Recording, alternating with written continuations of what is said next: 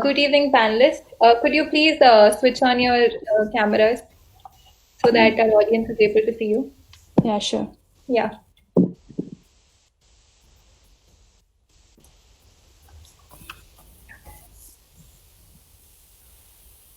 Hello, good evening. So my name is Pradipti Thakur and I'm from Communicate. So I'll be your host for the evening today. And my name is Abhishek Jangid, and I'm also host for the today session. Hi guys, thank you. Yeah. So this is the first in the series of our CDC internship training week, and we'll be discussing about the core profiles internships today. So let's just let's just give an introduction. We have Bandana with us today, who is from Vedanta Oil and Gas, and we have Vasanta. So she has interned at Procter and Gamble, and we have Gautam, who has interned at Texas Instruments. Okay, without further ado, I think we will be beginning with the questions. Yeah, sure. Yeah.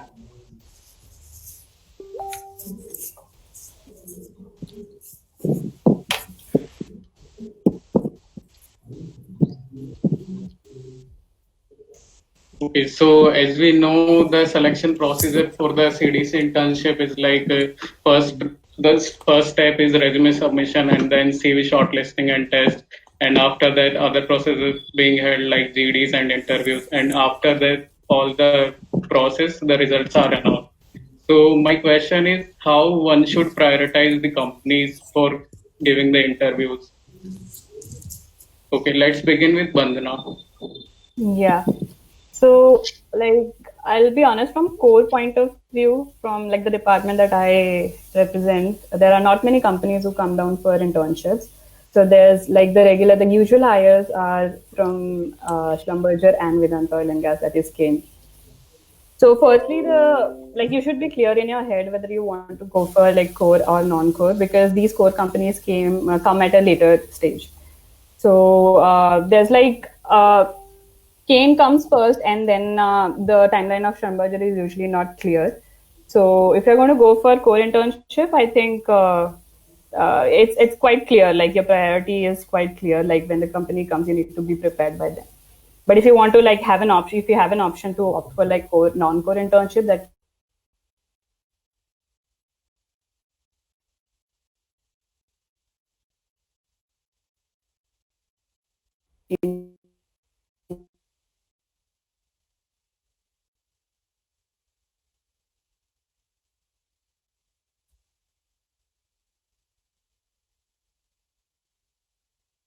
need to decide ahead.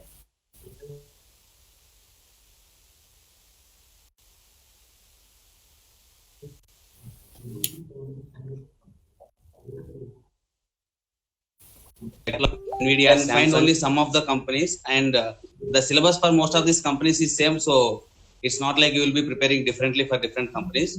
So it's better to prepare with the your course, and I think prioritizing is not required for you. You can attend all the companies. I think that point is best. Okay. Vasanta? Yeah, so the other two, what they said is absolutely correct. So, but in terms of what profile I went in, Procter and Gamble, it was more like a supply chain logistics ops kind of role. It's not really core. It is open for all departments, and there are a few other companies which hire in these for the same kind of roles, but maybe not open for all departments like ITC, HUL, we have AB InBev, we have Mondelez, Piramal, all of these come in different slots, but essentially the role is the same. So I'll just talk about the three companies which hire in the same slot, which is Procter & Gamble, ITC and HUL, how you prioritize in them, because later on you will anyways have to go with the flow in which the slots are allotted for these companies. So when it comes to these three firms, one is if you have any personal interest in any particular firm, you'll have to go for that if there is anything.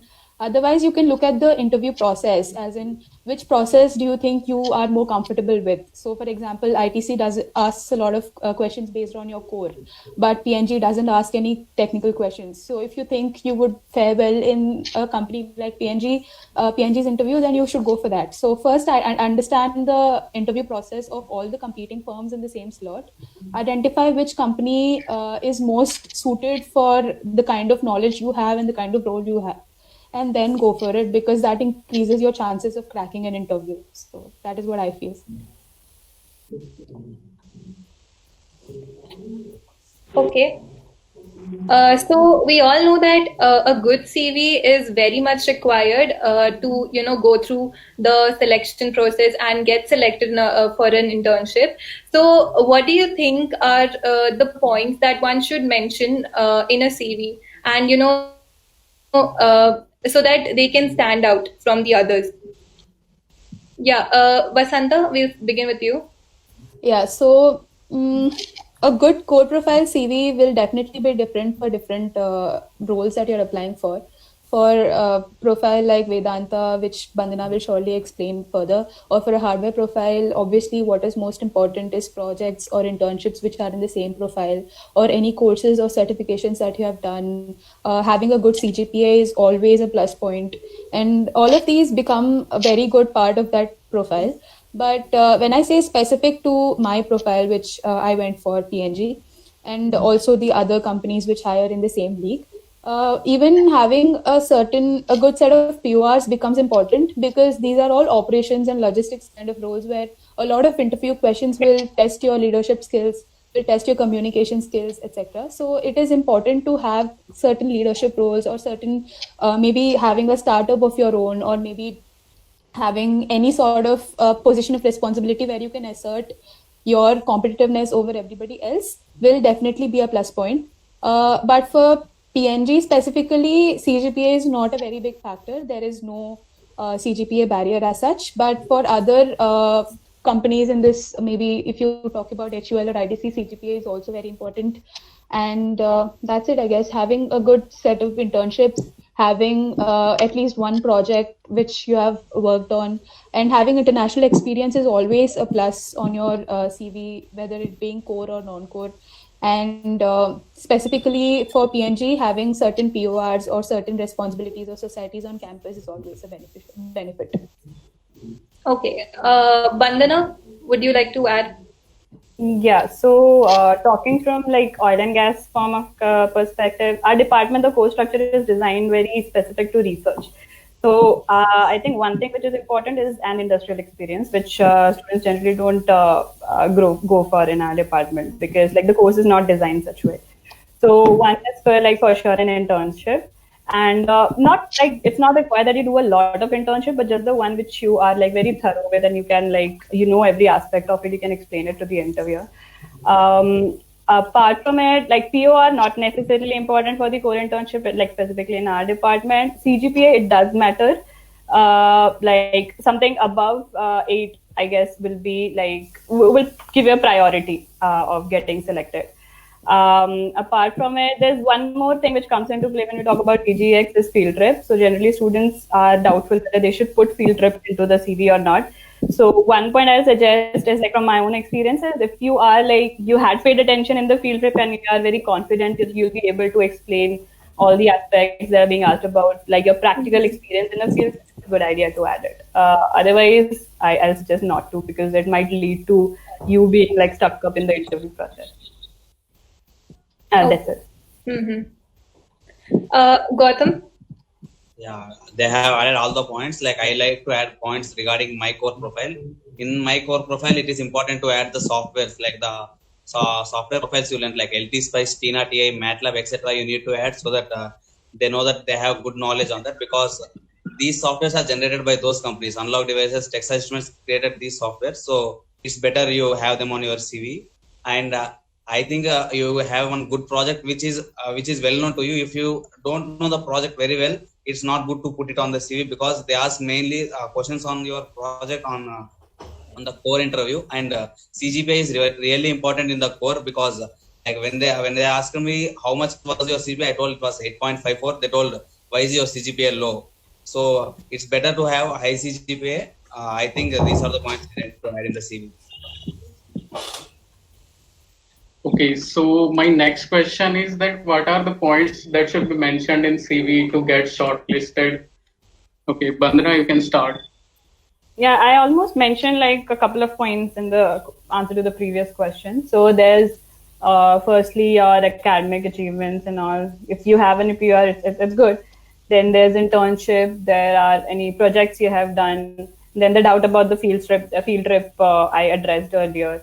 And then after that, extracurricular activities. These are mainly like the generic points that you should add in your CV. And the point which makes CV important is just in the interview process. It is not like for Vedanta or like the core firms, they don't shortlist based on CV. They usually carry a test.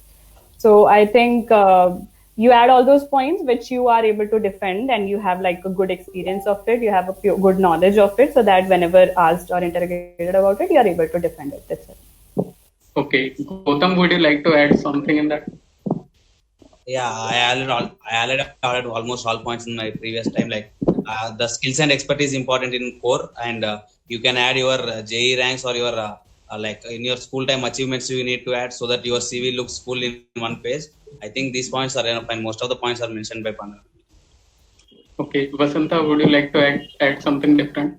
Yeah, so one more thing that I can think of which will add a very good addition, it will be a very good addition to your CV, will be any competitions, especially when you're applying for these kind of roles. So if you have done any supply chain related competitions, or if you have any ops or any case studies that you have done in the past, if you have participated or reached the finals, then you can definitely show that as an icing on the top of the cake on your CV. And along with that, when we specifically talk about points to be mentioned in the CV, a lot of times it is very important to keep the CV as crisp and as clear as possible. And a lot of times people don't really highlight the important aspects of what they did in the project on their CV. So whenever you write it in terms of numbers, in terms of quantitative figures that you have been able to achieve. So let's say I've done a project on reducing the cost of manufacturing of any product, then you should be able to write say I've saved say $50 million per year by introducing this change. So try to add impact points in terms of how much you have, what was the impact of the project that you did. If it's a qualitative project that you did in your department, then write about how that will make people's life better. So that is what people will actually understand. If you write too much of technical, at least I'm talking only about the roles that I am representing over here. Don't just flood the CV with something very technical which nobody would understand. Keep a couple of points technical, but at least add one point which everybody will be able to understand what you have been able to derive from that particular project. Okay, so what were the companies that you sat for, and what was the general selection process for them? So how did you did you have HR rounds and then technical rounds or preliminary tests or things like that? So yeah, Vasanta, you can begin. Yeah, so I did not interview with a lot of companies. I had a good number of shortlists on day one, but my first interview was with Procter & Gamble, and I cleared that, so I did not attend any other interview that day. So when I specifically talk about the selection process of P&G, what happens first, you have a test, and I'll also simultaneously cover how it is for HUL and ITC as well, because they're the competing firms in the same slot on day one. So all the three firms, HUL, ITC, and P&G, do not have a history of checking technical skills in terms of the test. So all the three firms give a test which is either aptitude or psych test, which is basically asking situational questions, understanding your personality, etc. So one very important thing while giving these kind of tests for these three companies is be very consistent. Do not change the way you answer a question from one question to another. So, for example, if the question is whether you would go to a party and would you be the person who would introduce yourself and start a conversation. So if you answer yes to that, then the next question you cannot answer that you are an introvert. So all of these questions you need to make sure that they are consistent and they represent your personality truly, because there are these companies ask about 50 to 60 questions, and it's very difficult to lie and still keep it consistent if you're not being honest. So that is one important thing with psych tests. Be very sure and be very honest. And I've seen a lot of people not being able to clear psych tests. So don't take it, don't just dismiss it very easily thinking psych test hai, kya ho jayega.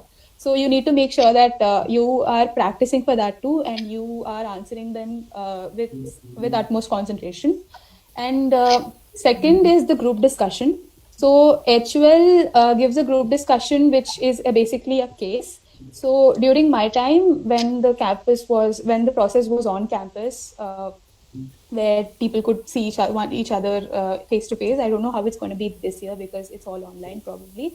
So there we had about 12 students per group, and they would give us a 3 or 4 pager case, which is quite lengthy, and you have to discuss that case and come up with solutions within 15 to 20 minutes of time. So a lot of times it happens that you're not even able to read the case completely till the end. And since there are 12 people who are arguing amongst one another throughout, it's very difficult to put your point across. But just make sure that you're not being too assertive, you're not cutting people across. Follow the general group discussion etiquette. If you don't know, then go on to Google and read. There are a lot of articles about how to behave, what to do and what not to do in a group discussion, which is very important, and not just for core, but for any GD that you're going to attend throughout the CDC process. So GDs are the biggest, eliminating round, where out of 70% of the people in the shortlist are kicked out of the shortlist. So make sure that you are not losing out on GD because of not following the proper etiquette or not having the right skills, which are very easy to develop, and which, if you concentrate with your intellect, you will surely be able to learn within 10 days. So make sure that you don't lose out on that. And as far as the interview is concerned, the Procter & Gamble, what happens is there is no GD as such. There is something called the group interview, where even in the GD round, people are asked one-on-one questions, but in a group. So the kind of questions that are asked in PNG during the GD and during the final interview are not different at all. They are the same. And specific to PNG, they do not ask you a single technical question. All the questions asked are more or less testing your personality, evaluating your strengths and weaknesses. Maybe the question could be something like, give us an example where your leadership skills have helped you in resolving conflict, or something like that. So when posed with such questions, you need to make sure that you are giving examples from your PORs or your internships or something where you have actually put these skills to practice, and make sure that you are being very specific to the question and do not keep it too long, or do not just keep dragging it. So you'll face similar kind of questions in group discussion and interview for PNG. But for ITC and HUL, the group discussions are usually cases, like I mentioned. And ITC usually has case rounds with 7 people or 8 people. And both ITC and HUL ask technical questions in their final interview. So be sure that you are well versed with at least one subject from your core. So I'm a chemical engineering student. So I prepared heat transfer and mass transfer very well, so that I'm able to answer any questions if they ask in the interview based on that. So that's it, I guess. So if you're prepared with at least one subject from your core and everything that's on your CV, you should know what you have done in each project. You should know what you have done in each internship. You should be able to justify every point on your CV. That would take you through ITC and HUL's interviews as well. So this is basically how the 3 companies hire: PNG, ITC, and HUL. So Yeah. Yeah, Thank so- you, Vasudha. yeah, you're welcome. Yeah, Bandana, you can begin. Yeah. So for like the core companies of geology and geophysics, for Kane Oil and Gas, basically the process was the generic process, CV submission. Usually there is a written test after the CV submission, like everybody is eligible to apply, and then after that they carry a test. But last time, due to some time constraint, it did not happen. So, but like from what I like our batch talk to the seniors, the general question that they ask in the test is from basic. There's like English, and then there's basic geology or geophysics, like depending on what you're sitting for. So these questions are also very basic, and they come from like if you prepare these two subjects very well, that is structural geology and sedimentology, you'll be able to crack it. It's not like very tough. After that, there's after the shortlist of the test, there's a group discussion, and most of the points Vasanta covered of how you should handle group discussion. So there are groups of 6, and you're given a very general topic, like the topics that we received with the pros and cons of social media, like very generic topics. You don't need to prepare it like about the topic, but you need to prepare of how you should behave in a GD. And after that, like most of the students are filtered through the GD round. So there'll be a list of students who will be asked for the interview. The panel then consists of, the interview is not that long. It's usually like at max 20 minutes. And the panel itself consists of the technical and the HR person. So you'll be asked for a few minutes, you'll be asked about the technical things, and then it will divert to the HR, like it's a mix. They'll generally ask about the CV, and then they'll ask you if you have like a favorite subject. Like that's how it happened in our time. They'll ask you if you have like a subject that you have a good grip on. Then they'll ask you a few questions about the subject, and then the HR questions, and that's it. Like it's a very generic process. You need to be well versed with the CV, and also the 2 subjects that I mentioned that are usually the focus of like oil and gas industry in general: structural geology and sedimentology. That's Okay. So my next question is that what was the preparation material and strategies that you used for the interview process? No, Okay. Gautam has actually not answered our previous Okay, question. so yeah, Gautam, you can continue. Like coming to me, I attended only one interview, which is from Texas Instruments. I got selected for that, but I have attended two aptitude tests, like from Texas Instruments and from Bajaj. Coming to the selection process, mainly for core of electrical and ECE, the selection process generally starts with a test, and then they go, they will shortlist through the test, and they will have like type of 3 rounds. Or it depends on the student whether the rounds can be like 5 rounds or the rounds can be a single round also. So coming to me, it was the aptitude test. It consists of 1 hour 15 minutes, and Texas Instruments has 4 profiles, mainly analog, digital, signal processing, and embedded systems. So I opted only for 1 profile, and it's better to opt for 1 or 2 profiles because all the 4 profiles have exam at same time. So if you are sitting for all 4 profiles, you will be having an exam like for 5.5 hours or so. So your efficiency will be very dull. So it's better to opt for 1 or 2 profiles. So I opted only for 1 profile, which is analog profile, and mainly you have test on aptitude and your core. So in aptitude, you cannot prepare anything. It's like you have to do it on the time. And for core, they mainly ask based on signals and systems, analog electronics. Mostly these questions only mainly on these topics they ask. Coming to signal processing, I didn't attend the test. And embedded systems, the subject is more than enough for the embedded system test. So I got selected in the aptitude test, and then the interview was 3 rounds, and it did not include any HR round. So the 3 rounds were only completely technical. Mostly in these 3 rounds, they do not ask about the signals and systems or analog electronics. They mainly focus on RC filters. These are very important. Like they start with a low pass filter, then they start adding more and more capacitors and resistors to the circuit. So it becomes complex, but you just need to solve it. Like you do not use big formulas. You just have to answer them intuitively. You do not get to the answer. Just you have to mention the process you are going to it. And they ask very like you do not stress out at the point. They ask very simple questions like what is the sum of -1 and -1, and try to prove it. You just have to tell. You just have to tell that without further information, I cannot prove it. You cannot just tell any answer. You just have to be strong at that point. And you do not have any HR round, so be focused on your technical points for core of the electrical and EC. Okay. So I have a follow-up question. So how can people prepare for HR rounds? Because in HR rounds, a lot of people get tensed and they're not able to answer questions properly. So what are your suggestions for people in these HR rounds? How to tackle them? Bandana? Yeah, so the first thing is, like as Vasanta mentioned earlier, is just to be honest. Like you cannot, like after a point you cannot fake it. So if they ask you, and there are some generic questions that you can find on internet just before you are going through the interview, like tell us a situation where you showed your leadership skills. Tell us a situation where you were disappointed in yourself. Tell us a situation where you were like they'll give you situations and then they'll ask you how you would react to that situation, or if you have had an experience like that before.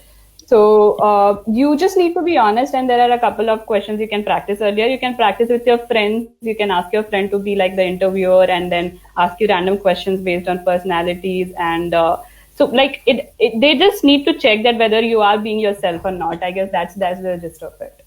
Apart from it, it'll be dependent on the interview, and you need to be active at that point to be like to answer to what they want to ask. Okay, Vasanta, if you would. Yeah, so Bandana covered everything, but it's a very good question, especially for PNG, because the entire interview is like a HR round. So they wouldn't ask you a single technical question. They'll keep asking you situations. What would you do if your colleague falls sick and you don't have enough time to complete your project? What would you do? What will you tell your boss? Or how will you confront your boss when you think that what he's suggesting is wrong? So all of these questions, all of the questions that are asked in the interview will be like that. And this is one thing that will take you across the river. So essentially, HR rounds, you should not lie, but that does not mean that you are not prepared. So create a list of questions that they could possibly ask. Like, what are your strengths and weaknesses is one question that in every HR round is asked. And a lot of people, you wouldn't believe, a lot of people don't know the right answer for that. What are your strengths and weaknesses? So you need to make sure that your weaknesses are not something that are straight out cause your rejection in the interview.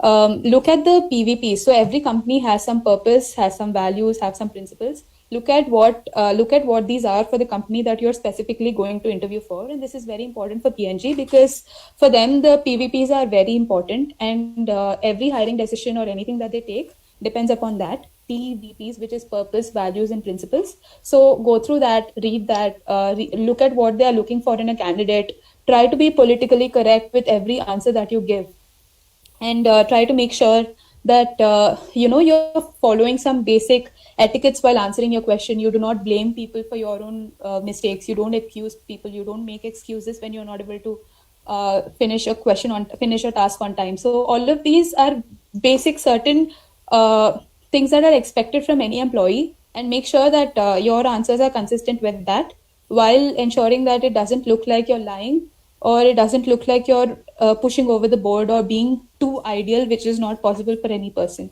So make sure that you answer every question properly, being politically correct and being honest at the same time, while not being overboard with anything. So yeah. And also adding to it, should probably prepare for HR interviews. Definitely, yeah. Yeah, Vandana, go on. Yeah. So I was saying, adding to it, that there's no right or wrong, straight away right or wrong question to the questions asked in the HR round. So you need to be prepared for that. And also, like in case of situation-based questions, you can draw your inferences from what you've mentioned in your CV. Like, for example, if you've written something in extra academic activities, let's say you're from a society, so let's say they ask you a situation, teamwork-based question, you can take reference from what you have done earlier, your experience in the college, and then you can like go ahead with it. So like, as I told earlier, there's no right or wrong question to everything. You just need to be like politically correct, as Vasanta mentioned.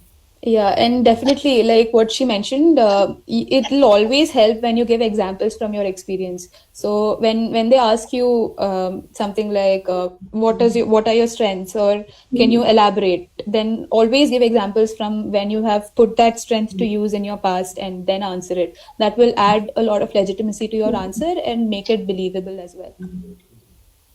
Right. Gautam, you mentioned that you had all 3 technical rounds, so you did not have any HR rounds. But do you have any points that you would like to add? Yeah. I didn't expect there will be no HR round, but I prepared for some. Like when I was surfing online, there was like HR questions cannot be infinite. They are very limited questions. Like when you search through online, you get I think 60 HR questions. Like you can they only ask from these questions. So you can be mentally prepared for the questions, or you can just be honest at that time. So I think HR round is just about being honest mostly. And like for me, they asked only about one question, like which is not a mostly HR question. Like just they asked about tell me about yourself. I just went with my OP in halls, and they were satisfied with that. Okay. Okay, so let's begin with the last question which I was asking. So, what was the preparation material and strategy that you used for the interview process? So, Bandana, you can begin. Yeah, so as I told earlier, that they usually ask if you have a favorite subject. So you should be prepared with that early on. Like even if they don't ask you about a favorite subject, the questions are generally directed towards structural geology and sedimentology. So you don't need to prepare something else. These courses are actually covered before like your pre-final year until the time you sit for the interview. So you must be having the materials, the slides that the professor shared with you. There's not much you need to add apart from what is in the syllabus. Apart from it, for usually the internships, if there is even a slight mention of well logs, then you need to be prepared with well logs, because generally for petroleum industry, this is a very important aspect. And if you have had a like interaction with, like if you had done something related to well log, it will be very good if you are very well prepared with well logs, because generally questions are directed towards it. So for that, you can find like online videos, and mostly it will be covered in your internship experiences if you have done it earlier. So these three things, I guess, should more or less make you prepare for the interview, like the technical questions basically for the interview. And also for field trip point of view, you should, like if you have done like perform and given equal attention to everything that happened in the field trip, it should be fine by you. But let's say there's a field trip which was related to metamorphic, so you should be prepared with, and if you have mentioned that in your CV, you should be prepared with what is like metamorphic petrology, everything that you have mentioned in the field trip. You should be prepared with that, because that's like, I'll tell you from my experience that I mentioned that point in that, and I did not expect that they'll draw their attention to that point, but then a couple of questions were directed towards metamorphic petrology.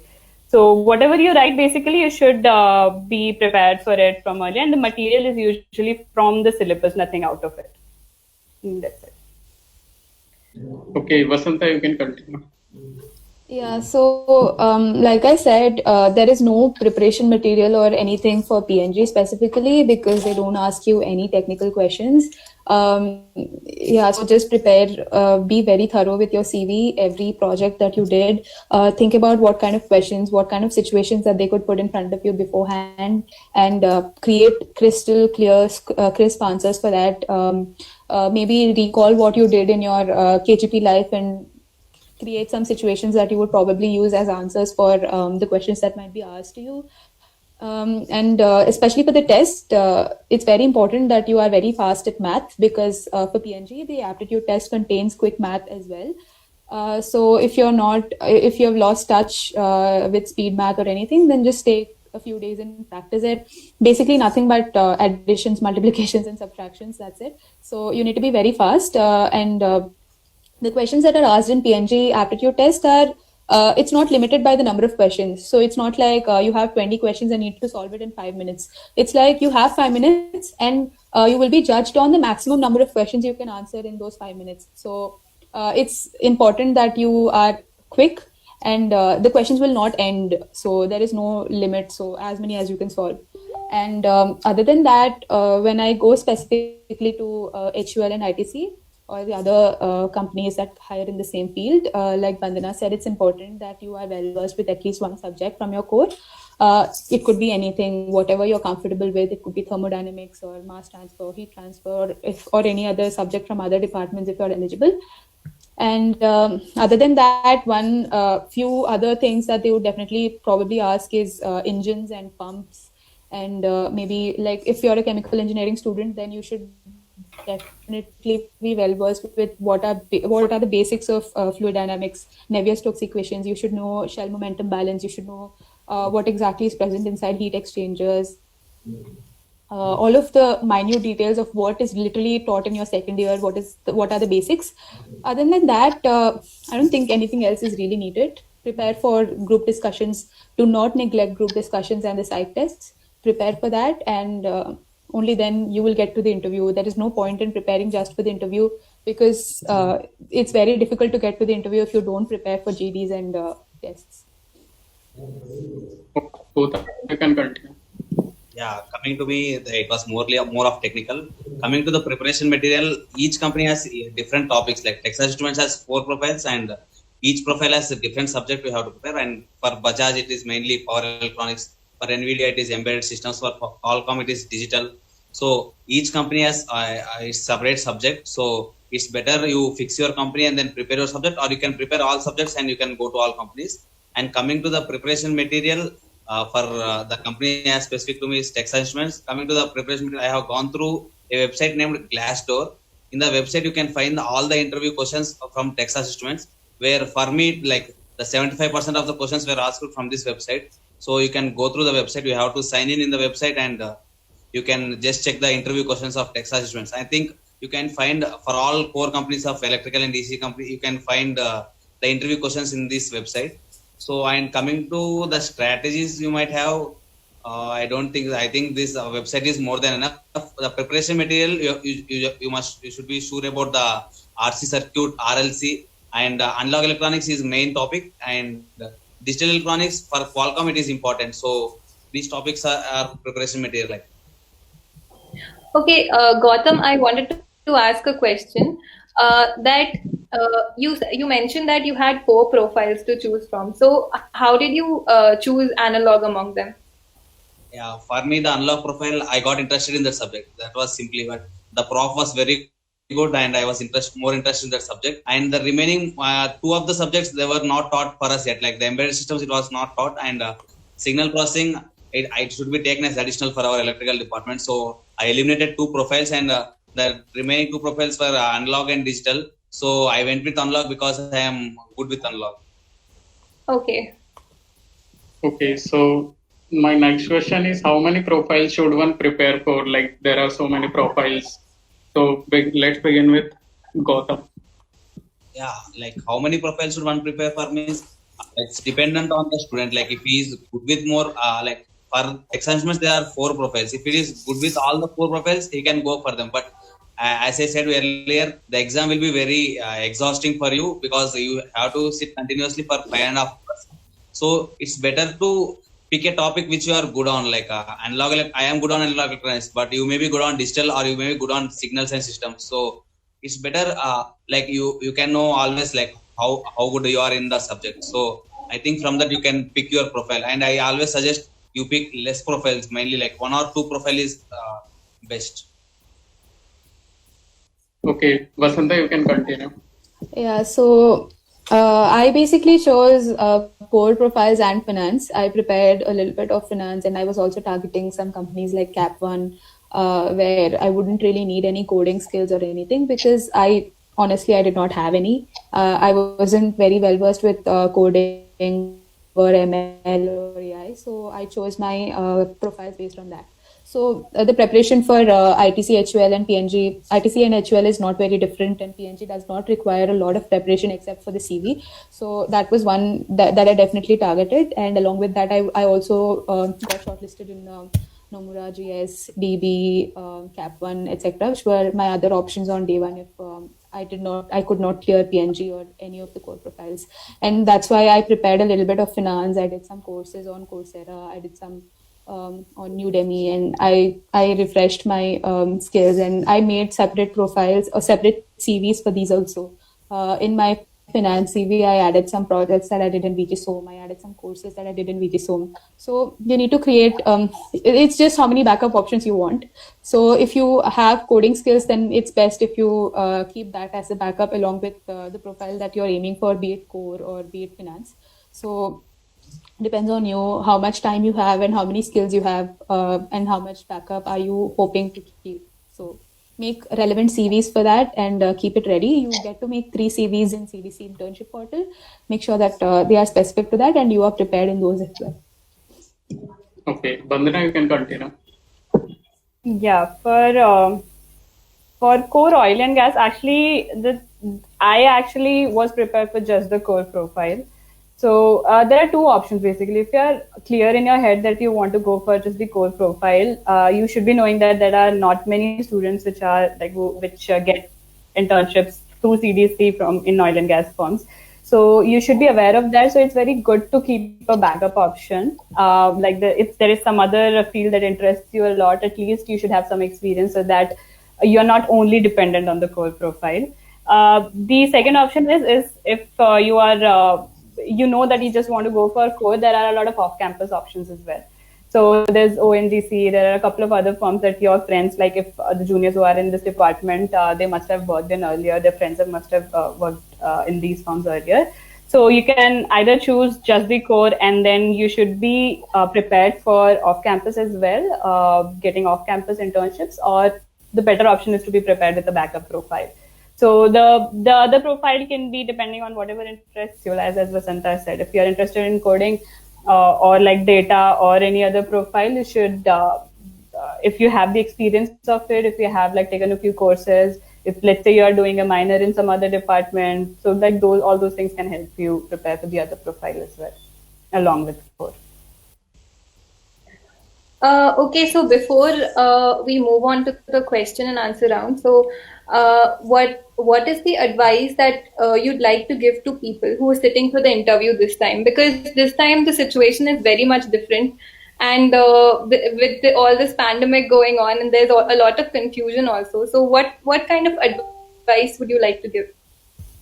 Bandana, we'll start with you. Yeah, so the very first thing is I know this is like a difficult situation for all of us, even those who are sitting for placements or internships, but you don't need to panic actually. There are a lot of options are available to you, not like just through CDC, but you can do like courses online. You can make yourself prepared for anything that's coming your way, maybe in a couple of years ahead. So it's not necessary that you get an internship through CGC and that's the end of life, like obviously. So you should be prepared for the worst that's coming. And also there are a lot of opportunities in, let's say, if you think that there are less chances of core companies coming this time, which is like for petroleum companies, it's quite clear that they are badly affected this time. So there are less chances that they'll be coming for hiring in the coming years. So I suggest you should be prepared for any other profile. And even if you're aiming at core, I'll suggest that you prepare yourself with some data science experience, because I'm doing the internship right now in Kane, and they have a lot of application like of data science in the internship itself, in the core internship itself. It's not limited to just oil and gas. So it will help you in the internship also if you are going for core, and also it will prepare you for some other profiles you want to go for. So like you just don't need to panic and prepare yourself. You can use this time to be more prepared like everybody else's time.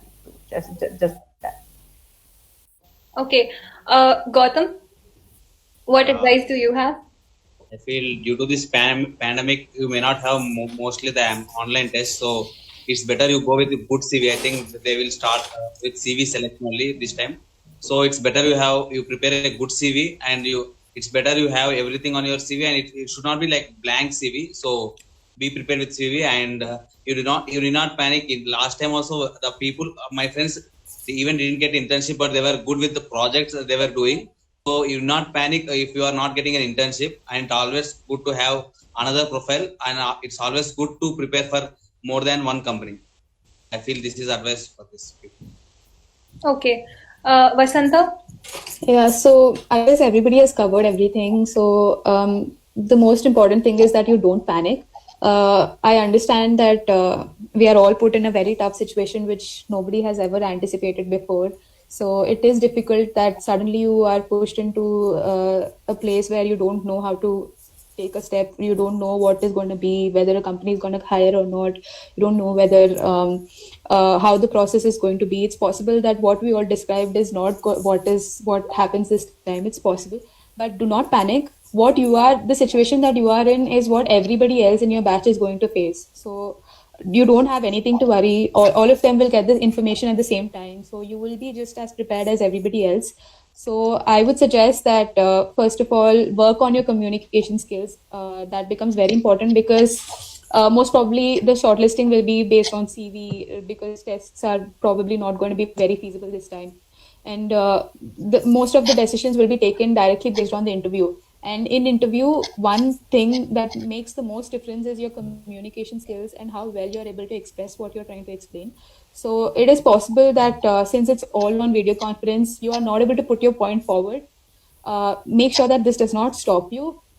Ensure that you're being very crystal clear, you're talking slowly. It's very important in video calls that you talk softly and slowly so that people can follow your pace and people can understand what you're saying. So do not rush, be very calm, and prepare for and have some mock video conference interviews with your friends or anybody else or any seniors that you know. And if any of you want any help with that, you can ping me anytime. I'll be there to help. You must try and have mock interviews before on video conference so that you're prepared as to what are the problems that you might face. And everything else remains the same. Just be confident. Yeah, confidence is the key. And as long as you're confident, it's okay. Even if you're not absolutely correct. So yeah, keep that in mind. Okay. Okay, thank you, Vasanta. We will be starting with the question and answer session now. So the first question is for Gautam. Gautam, Nishant asks you that because of the current situation, I don't have a project under professor. So in this case, should I be adding things that I've done in my lab? Yeah, you can sure add what you have done in lab. Like I have added, I proved compensation theorem, which I got. I have added that in my CV also. You can add what you did in lab if it is like you feel it is important and you are good with that. But you cannot add like all the labs you have did, but you can add one or two. I think you can add. Okay, Vandana and Vasanta, would you like to add anything? Yeah. So definitely, yeah. Repeat the question once, Pradipti. Yeah. He says that I don't have a project under professor. So in this case, should I be adding things that I've done in my lab? Yeah, so not necessarily in your lab. For example, I did a project in my class. So in one of my classes in VG SOM, I did a project. It was not really a project. It was just like an assignment for 2 weeks or something. And I added that as an entire project in my CV. So you can definitely substitute the projects that you weren't able to do under professors with any significant or with sellable, I would say. So any projects or any assignments that you did which were significant and which were sellable. So you can add that in your CV definitely, but make sure that you have enough points to defend that project and it does not look like you're just trying to fill space. Okay, yeah, Vandana, you were also adding something. Yeah, I will agree with what both of them have mentioned. Okay, so Ujjwal Tiwari is asking that if you want to go for higher studies, should you prefer CDC or projects? Because in this situation, FT projects will not be possible. So, Vandana, you can start. For like my department, the course structure itself is designed, which is more inclined towards research and not industry. So I guess just if your courses are fine, if your CG is fine, and also there are like students from my batch who are actually doing projects under the professors of my department remotely. So I think even that is possible, although yeah, you'll not get the experience of like laboratory experiments and all those things, but there are a few things that are possible right now. So I don't think that doing an internship will harm you and it will pull you back from going for higher studies. It won't impact it that much. Okay, Vasanta, you can continue. Yeah, so is Ujjwal asking specifically about pursuing higher studies abroad or in India? Is there anything mentioned in the question? So, no, he had mentioned only higher studies. Yeah, so as far as higher studies within the country are concerned, I'm sure that everybody has it figured out. But when you talk about higher studies outside of India, things become a little tricky. So if the situation was normal, I would say that academic projects outside the country or having an FT or doing a research project in IISc or something as a summer internship would add value in terms of building a profile in that sense. But considering that the situation right now is very, we don't know if we are going to be able to travel outside the country in the next year or whether how the situation would be, I would say go for an internship and at the same time pursue projects in the department in your institute. So added advantage of these projects is that it does not have to be in summer. You can do it even during the semester. So you can go for a project under a professor of your choice in your department and pursue that, and add that project, work on it, put some effort into it, try to get some options of publishing a paper, and that would actually help you drive your profile in that sense. And at the same time look for an option of doing an internship in a core profile. And if CDC, and especially for chemical engineering, if CDC is not able to offer you maybe Dr. Reddy's labs or a profile like that would be very good. But if you're not able to get one through CDC, then there are a lot of off-campus options as well. Pursue that and try to get a core profile so that you are ultimately driven towards a career in having higher studies outside of India. Okay. Gautam, would you like to add something? Yeah, like they have added most of the points. I like to add, if you are from my department, like electrical department, I can suggest to a prof whose name is Dipankar Devnath, and he can give you project even remotely. You can work on that. And coming to higher studies, I think it's never harm if you go for internship. If you are thinking to take higher studies in a particular subject from our from electrical department, I think there is always a company which is expert in that subject. So you can apply for that company and you can have more experience in that company. I think this is my point. Like higher studies, I think it is not possible in this pandemic time for 1 or 2 years, I think. Okay, so there's another question that has come up from Nishant. Hey, Pradeep, before you proceed, yeah, I'm really sorry, but I'll have to leave. I've got something. Yeah. It's okay. Like any of their doubts, they can directly reach out to me. They can ping me, and I'll definitely address the question. Yeah, thank you for joining us today, Vandana. Thank you. Thank you. Yeah, thank you. So we have Gautam and Vasanta now. So the question that has come up from Nishant is that are there any certifications that one needs to submit along with their CV?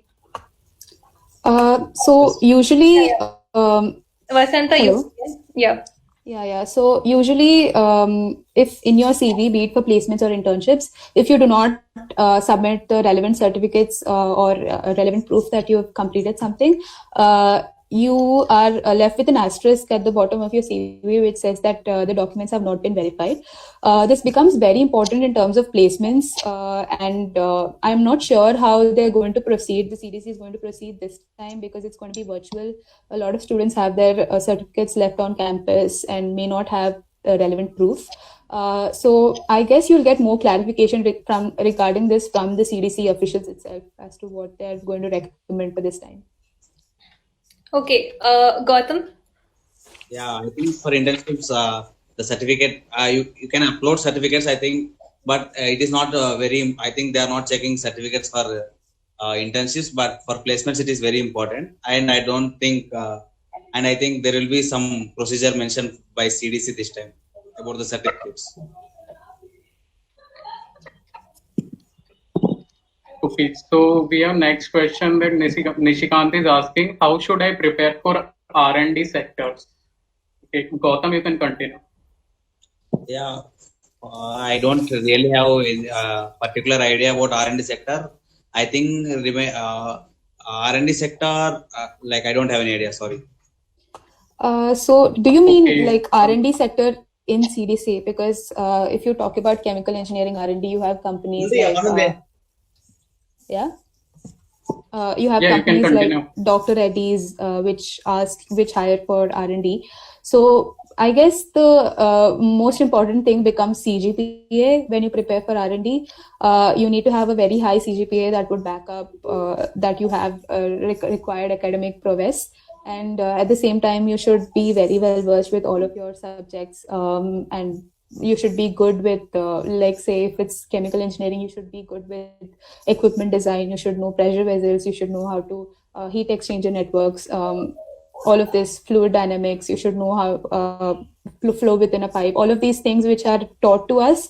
I'm sure that if it's a CDC internship that you're looking for, then they wouldn't ask you questions outside of your syllabus. So, and if it's R&D, then CGPA and knowing what you've been taught is very important. So, yeah. But I guess you can get specific funda regarding your department from your department seniors. This is in general. Okay, so there's one last question from Gaurang. He says that I don't have any project. Like many people, their projects have been cancelled or they haven't taken any extra courses. So, what are things that they can mention in their CV to get internships for this particular situation? Yeah, Gautam, you can answer. Yeah, like coming to our department, I think projects and softwares become important. Even they are not even they have not completed the project, I think they can mention about their project a little.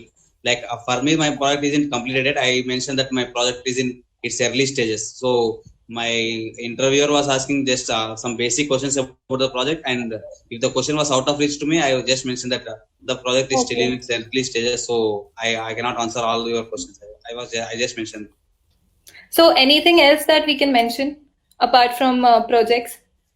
Yeah, you can definitely add your BTP and MTP. So you are if you're sitting for internships, you're probably in your third year or fourth year right now. So you would have your BTP starting. So you can add the BTP project that you're doing if it's already allotted.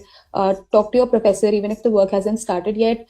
Then ask them, find out what exactly, if this is only for dual degrees, basically. So ask them what exactly it is that you're expected to do in the project and get some idea and add that to your project. You can mention it as an ongoing project and you can explain what is the objective.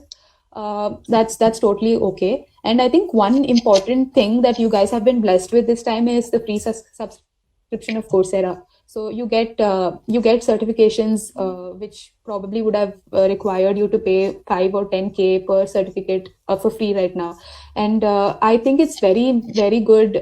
It would be a very good initiative from your end to take up courses that are relevant to the profile that you're looking for and finish the certifications. You can actually write all of these certifications as sections in your CV, where instead of projects, where you tell them, and you also get scores, right? You get percentage scores and everything on Coursera right now. So you can add all of these, and these will actually add a lot of value to your CV when you don't have projects. And otherwise, I also think that a lot of professors are there on campus who would who would be really okay with giving you a remote project. Look for those professors and at least take a project up right now and start working on it so that you can mention it in your CV. But if it's too late, I think your deadline is 15th or 17th August, right? Yes, so, yes. Yeah, so maybe not that, but you can add your BTP if it's allotted, and you can add any courses or certifications that you have done on Coursera over the summers. If you have any, you can add that too. Okay. Gautam, if you'd like to add something. Yeah, I think most of the points are added by Vasant. Okay, so is there any general advice that you guys would like to give for people sitting this time for internships? So one thing I did not mention while talking about preparation strategy is Google the company that you're going to the interview for. Like write what kind of just if you write PNG aptitude test, you'll get screenshots of what kind of questions are asked in the aptitude test, what are the sections. For PNG, the test is very, very different. You would never have seen such a test before for anything else. So it's very different and quite unique. So go through the test, Google search a company's name, find out what are their purpose values, how their aptitude test is usually. You'll get data like Gautam also mentioned before. What are the interview questions of Texas Instruments? You could just Google that and you will get a lot of information on what they usually ask.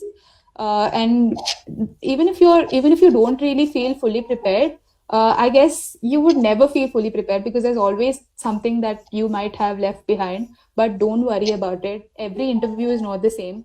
Do not ask. Usually, what people do, I've seen, is even as a placement coordinator, is they stand outside an interview room, and when somebody comes out after an interview, they ask what happened. what questions were asked, and they panic if they don't know the answers for any of them. Don't worry, every interview is not the same. Interview goes in the way you steer it. So make sure that you're just confident with what you know, and do not panic in the last moment. Do not think too much. Do not feel that you are not prepared, and everything will go in your favor. Yeah. Gautam, you can put your points. Like for electrical department and IC department 4, like there are steps you can be like.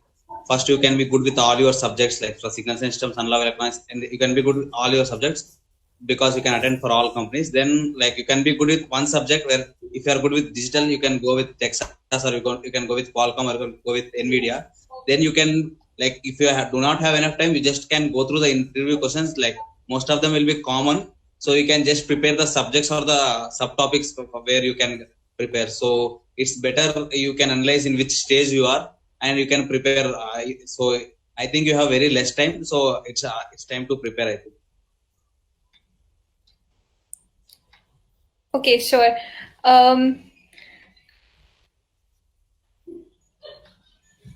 Yeah, I think we are done with the question and answer session. So,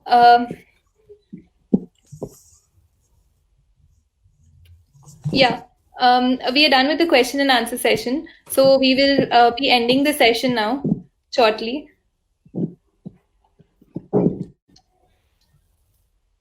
Yeah, thank you, Gautam, and thank you, Vasanta, for joining us today.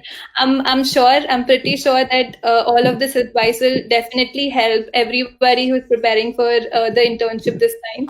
So thank you for taking time out of your busy schedule to come and guide students over here.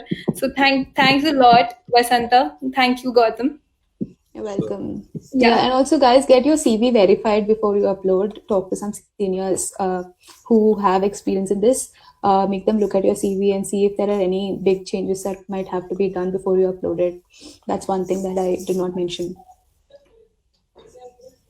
Yeah, thank you. Yeah, thank you.